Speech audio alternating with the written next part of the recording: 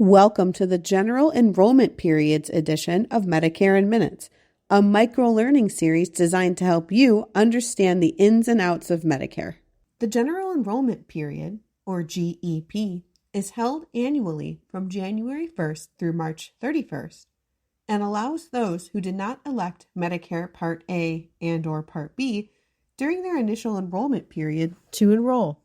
In most instances, beneficiaries do not have to pay a premium for Part A because they or their spouses have worked and paid taxes for 10 or more years. Those who have worked less than 10 years are required to pay premiums for Part A, which are calculated based on the total amount of quarters worked. Part B always requires a premium payment. Beneficiaries may delay their enrollment in Part A and/or Part B for a number of reasons, including to avoid paying applicable premiums. Should an individual forego enrollment in Part A during their Initial Enrollment Period, or IEP, they are eligible to sign up at any time, with the start date of their coverage dependent on when they initiate the enrollment. However, should beneficiaries have a premium requirement for Part A, or should they wish to enroll in Part B after their opportunity to join during their IEP, their next opportunity to enroll without experiencing a qualifying life event will be during the GEP. Beginning in 2023, individuals who elect coverage during a GEP will have coverage starting on the first of the month following enrollment. Those that are eligible for premium-free Part A coverage would not be subject to a late enrollment penalty if they chose to delay their enrollment.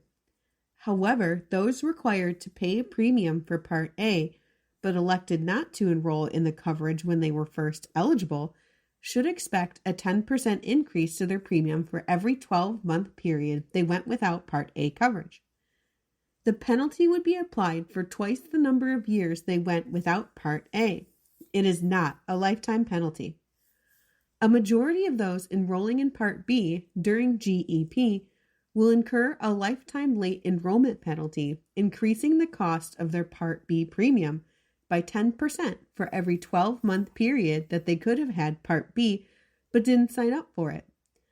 Unlike Part A, contributions to FICA do not affect Part B costs.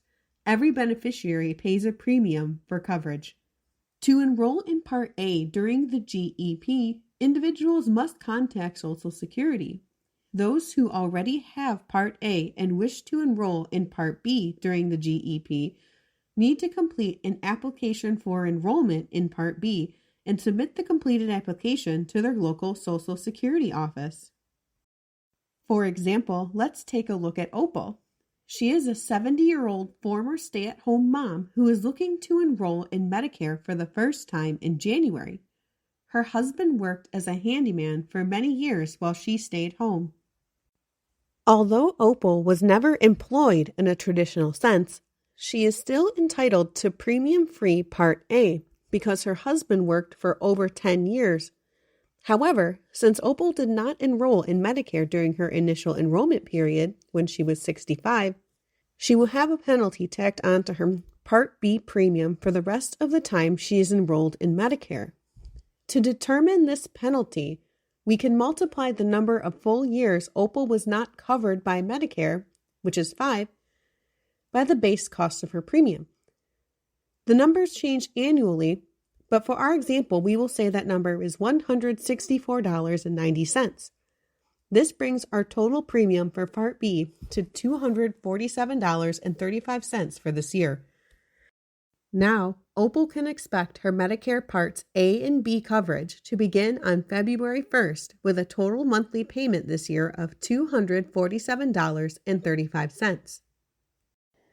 While shopping for Medicare can be a nerve-wracking experience, you can take steps to prevent some of the stress associated with AEP when working with a knowledgeable agent.